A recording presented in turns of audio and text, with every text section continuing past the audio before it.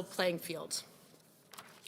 And with that, I'm going to hand over to the Secretary General for his remarks. If you can also give me the microphone. Thank you.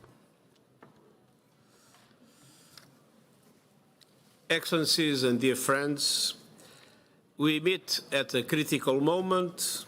Emissions continue to climb. Climate impacts continue to devastate. Fossil fuel companies continue to make massive profits, and people and planet continue to suffer. Now, COP28 is about turning things around. But national governments cannot do it alone. Businesses, financial institutions, civil society, cities, states and regions are all critical in the race to net zero. The acceleration agenda calls on governments and non-state actors to radically speed up efforts to cut emissions. And my message to both is the same. Our world cannot afford delays, backtracking, or greenwashing. It's time to move from promises to action, to concrete action. The report by the high-level expert group on net zero, so well represented here, provides a blueprint for credible climate action by non-state actors that aligns with limiting global temperature rise to 1.5 degrees Celsius.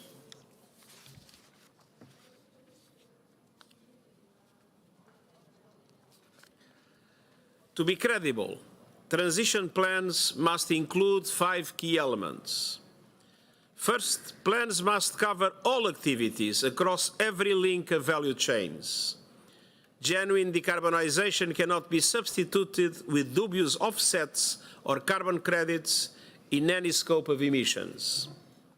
Second, plans must detail targets for 2025, 2030 and 2035. And these plans must be in line with science-based pathways to limit warming to 1.5 degrees. Third, plans must disclose all lobbying, policy engagements and communication campaigns.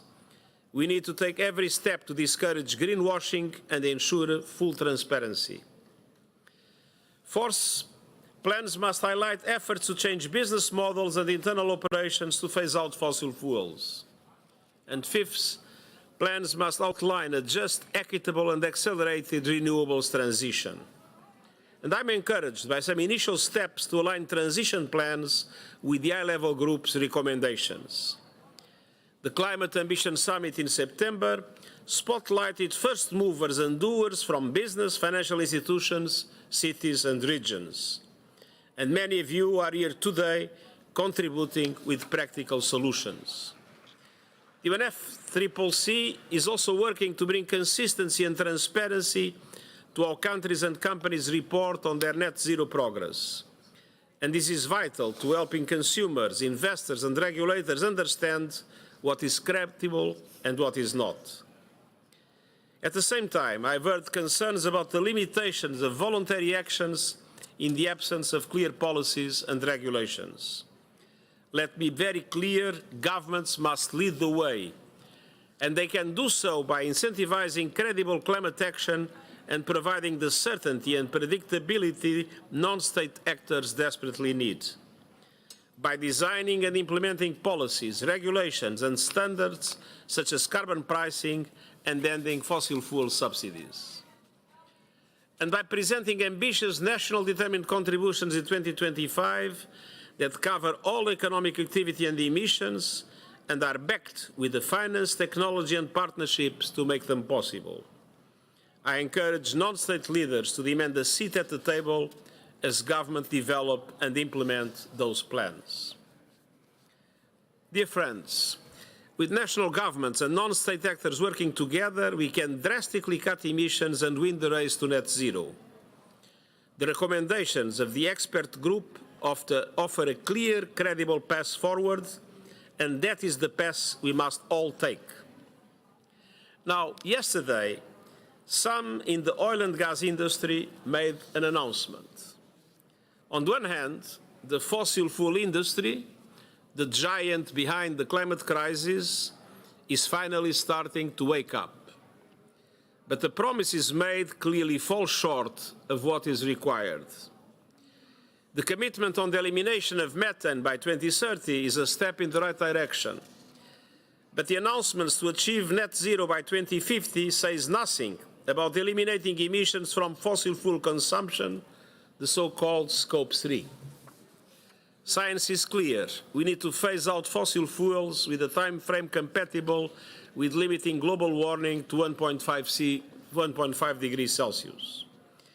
In addition, yesterday's announcement provided no clarity on the pathway to reaching net zero by 2050, which is absolutely essential to ensure integrity, and integrity matters. As the expert group put in their report, and I just mentioned, integrity really matters. So there must be no room for greenwashing, and this also applies to what has been announced yesterday. Let's build regulatory frameworks that ensure credibility and accountability go hand in hand. And let's leave this meeting with a renewed commitment to deliver the detailed and credible transition plans that our world needs. Thank you, all of you, for being part of this global common effort.